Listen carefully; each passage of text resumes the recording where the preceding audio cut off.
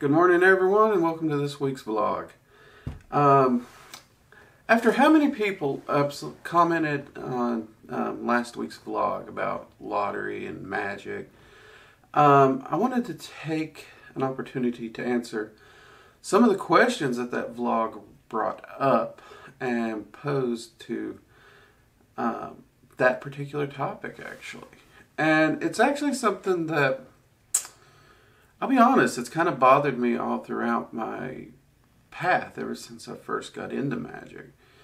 And that's the fact that you have a lot of practitioners out there that tell you using magic to pursue something like money or finances or wealth is a bad thing.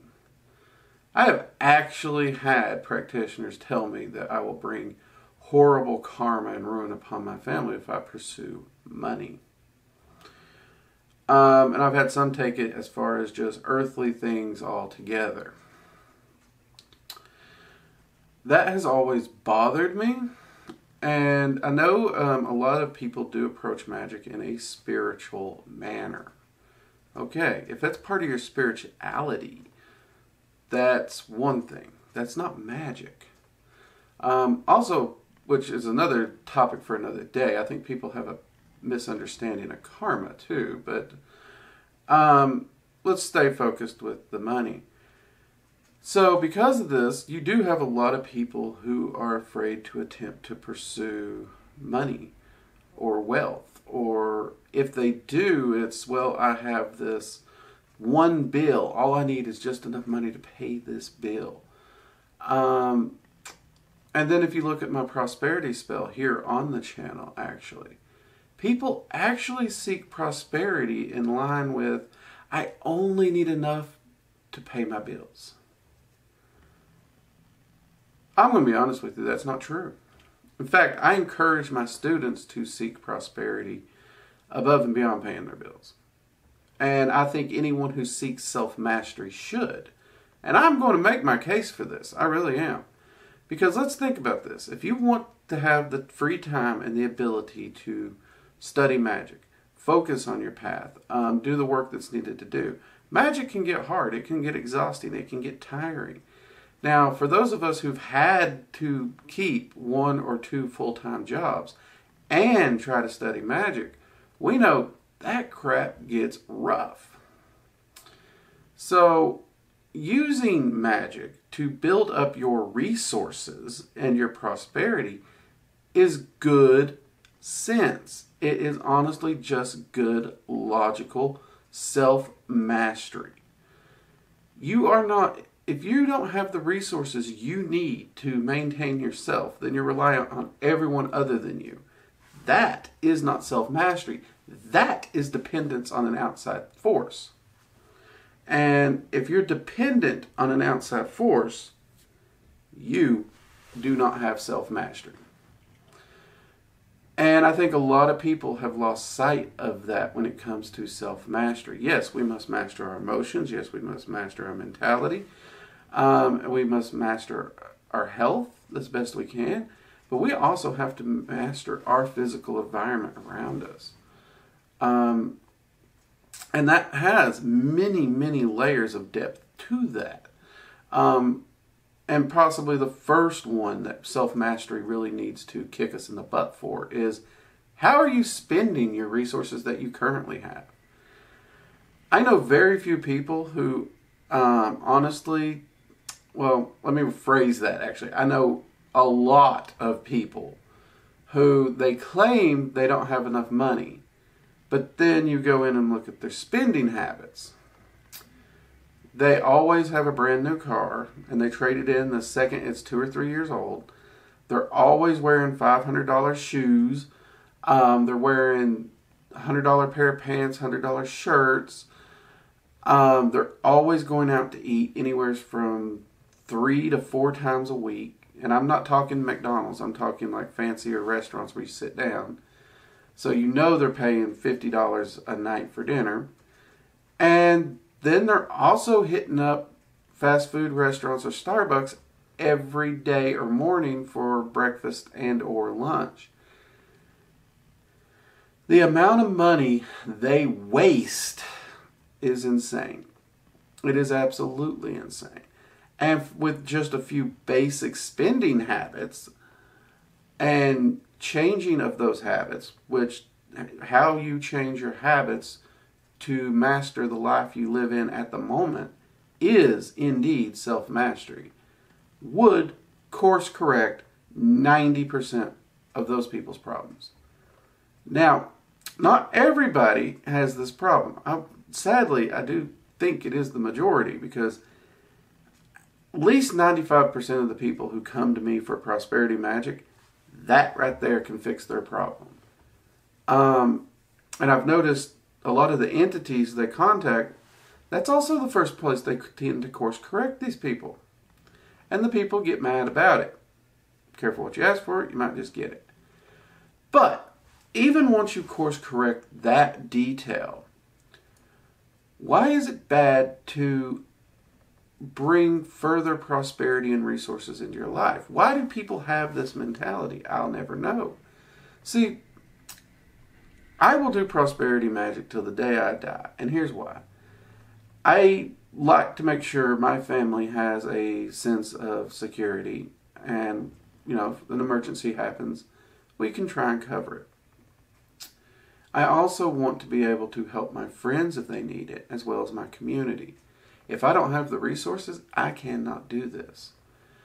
And someone out there is going to say, well, Drake, you're one of the nice guys. You don't just hoard your money.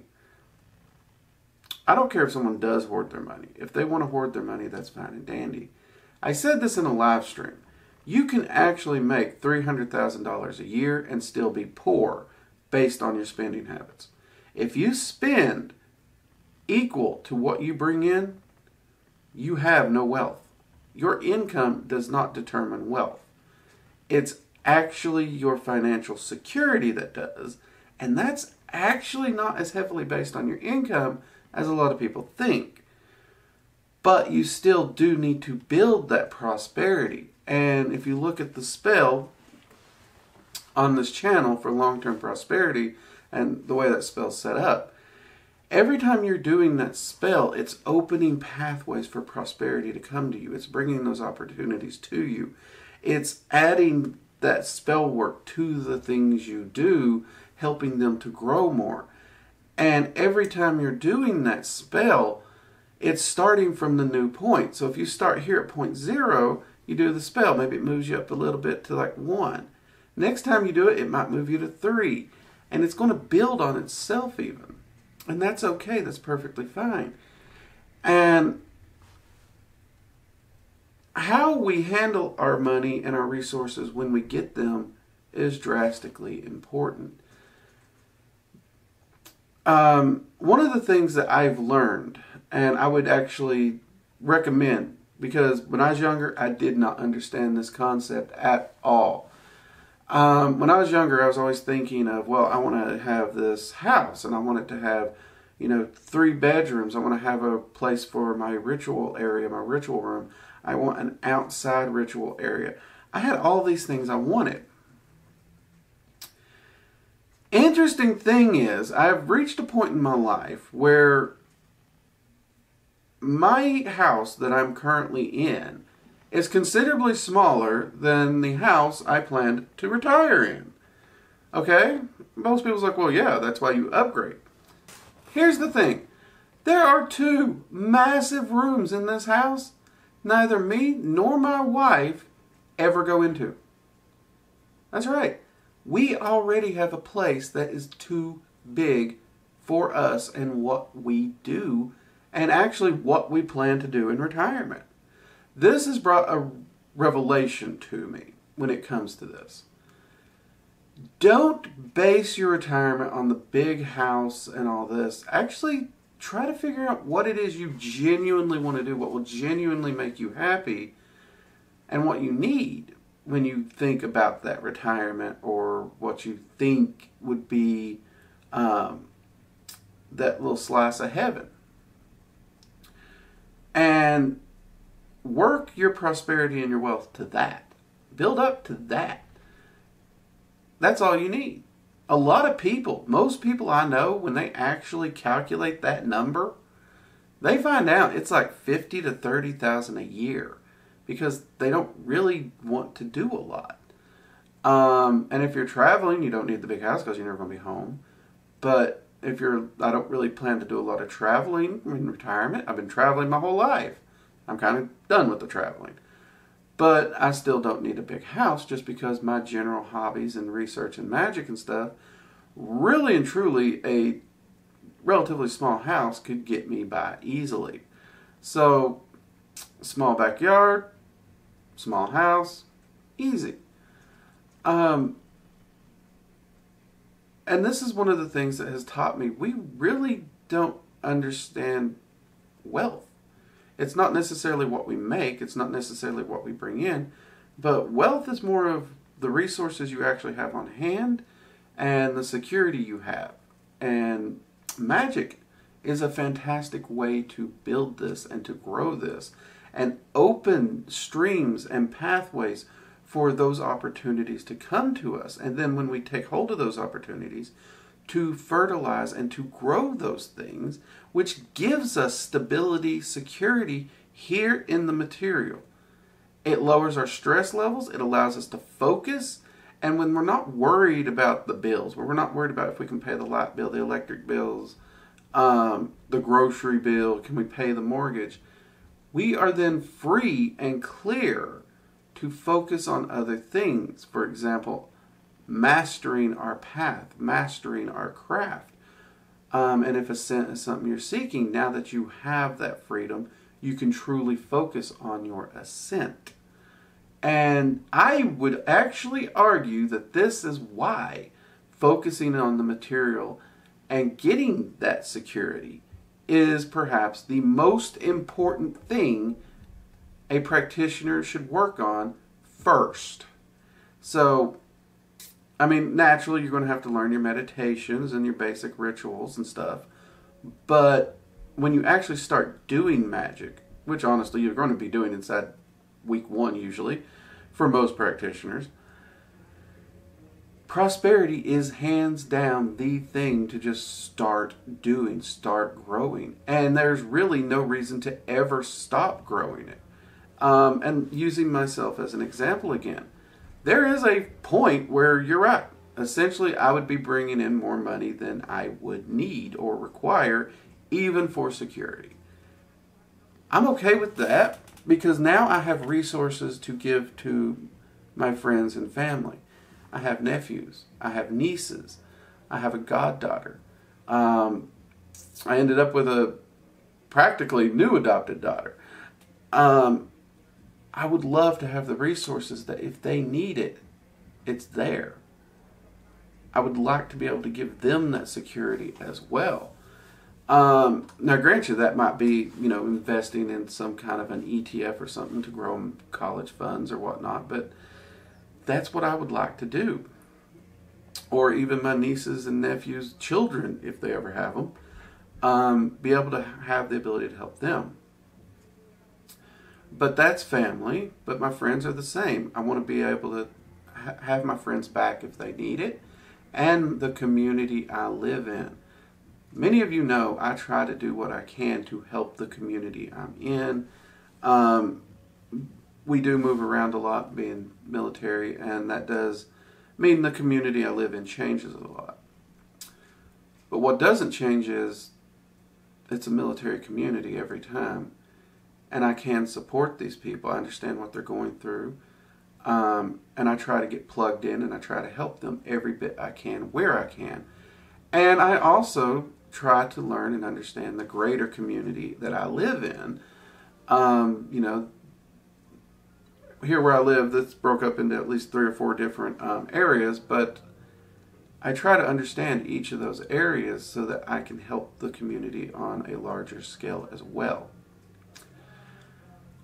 I believe that is the true blessing of prosperity and self-mastery, because if you do master yourself, if you got a hold of your stuff and what you're doing, and you're using your magic to grow your prosperity, I kind of go with thy cup overfloweth. Once I have what I need, that prosperity spills out to those around me and my community, and helps lift it up. And I've had a lot of friends in my lifetime give me a place to crash for a night, or help me change a tire. I've never been one to take money off anyone, but those little kind deeds really make a huge, huge difference. And I have at least one friend who was a mentor to me and like a father. Again, he never gave me money, but he taught me independence. He taught me what self-mastery was. He taught me respect and honor for others. And most importantly, he taught me how wonderful it is to be able to have the resources to help those around you, and to truly see how much the little things can truly help another person, and how that spreads. A few years back, there used to be the concept of pay it forward. I actually liked that concept because that was a really great thing, because the more we help each other, the more we prop each other up, the more we grow each other, the better the community does as a whole. Now, let me specify. When I say prop each other up, I mean we teach each other to self-mastery, to provide for themselves, to be self-accountable, to be self-sustainable. That props the community up. If we just start doing things for people, we're actually tearing them down and making them weaker. That's not self-mastery. That is creating a dependency. Drugs aren't the only chemical dependency out there, people. There are other types of dependencies, and those will destroy your communities. Try not to fall into those. But do not be afraid to do prosperity magic. It is a very easy type of magic. It's a great magic to get started with. I mean, first off, it will actually show manifestation results. If you track it over a few months, you're going to start seeing how your income and your expense ratios are climbing up naturally. So if you keep your expenses where they are, you can actually notice that the income's climbing up there. And maybe your savings is climbing too, depending on where you're at. I know when I first started, it took a few months before savings kicked in because I was in the red bad. But it's still, I could see that climb. So this is a great way to also start seeing those first manifestations straight out of the gate in a very physical, tangible way, that you actually have the data. And all the while, you're also building yourself up, self-correcting yourself, and getting yourself ready to go deeper into the practices of self-mastery and magic, because you are taking control, taking charge, and mastering the physical realm around you. Remember, self-mastery is mastery of mind, body, spirit, and your environment. Your environment, the area around you, your physical place in this physical realm, has to be mastered just as much as the rest of them.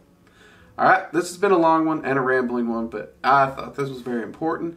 I'm going to hop off here, drink some more coffee, get some more stuff done. It's going to be a busy day. We got a storm coming. We got some stuff I got to prepare for. You all have a fantastic day, and I'll see you later. Bye-bye.